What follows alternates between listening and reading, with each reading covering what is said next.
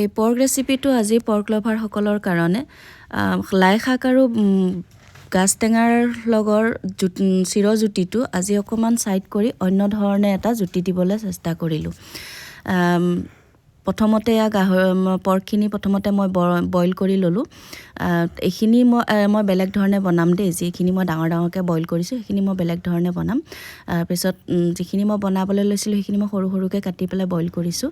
প্ৰথমতে মই জানে একদম চিম্পল আৰু পৰ্ক বনাবলৈ একেবাৰে সহজ নহয় নে, কোনো ধৰণৰ ইমান বস্তুৰ প্ৰয়োজন নাই।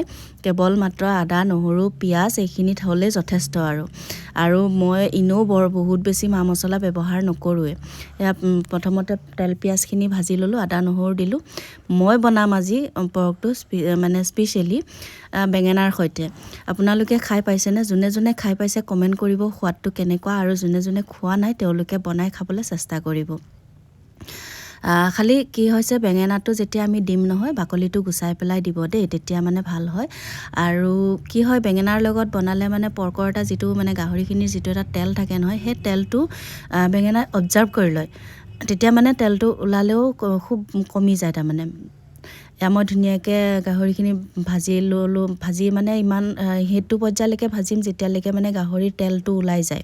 তেতিয়া মানে সেই তেলটো ওলোৱাৰ পাছত আৰু প্ৰায় গাহৰিখিনি মানে 60-70% মান আৰু ইনতো বইল কৰি লোৱাই হয় ন, তো সিজিয়ে যায়।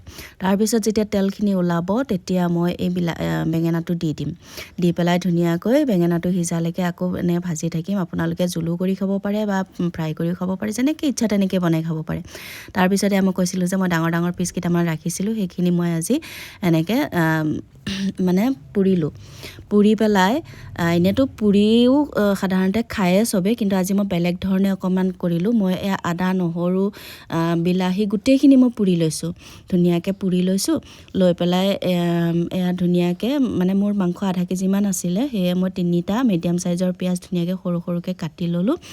লৈ পেলাই সেইখিনিতে মই কেইডালমান কোমলীয়া লাই শাক মিহি মিহিকৈ কাটি মই প্ৰথমতে পিঁয়াজখিনিৰ লগত ধুনীয়াকৈ সানি ল'লোঁ।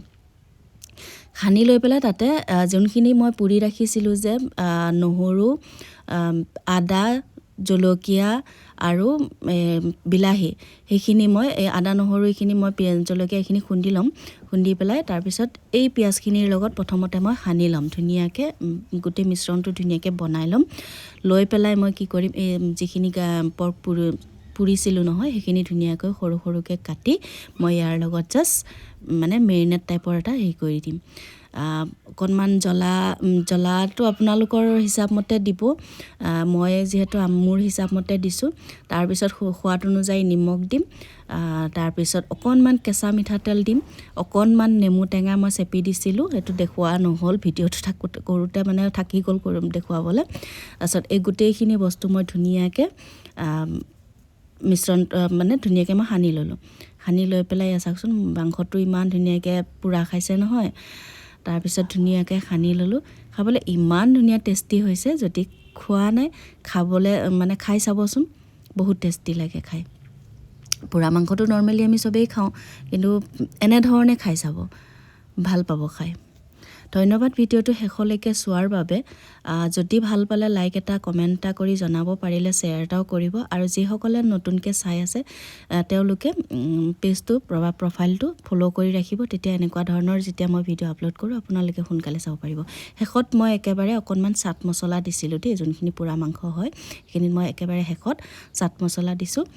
তাৰপিছত ধনিয়াটো মই তাতে সানি দিয়া নাছিলোঁ, মই পিছতহে দিছোঁ ধনিয়াটো। চাওকচোন ইমান ধুনীয়া লাগিছে, দেখি খাওঁ খাওঁ লাগিছে নাই বাৰু? পৰ্ক লভাৰসকলৰ যিখিনি পৰ্ক লভাৰ হয় তেওঁলোকৰতো জিভাৰ পানী একদম 100% পৰিছে, মইতো একদম কনফাৰ্ম হৈ গৈছোঁ। আৰু এয়া বেঙেনাৰ সৈতে বনোৱা যিটো ৰেচিপি আছিলে, চাওকচোন কি ধুনীয়া হৈছে। বনাই খাই চাব আপোনালোকেও। ধন্যবাদ। আকৌ এবাৰ লগ পাম অন্য এটি নতুন ভিডিঅ'ৰ সৈতে। আজিলৈ বাই বাই।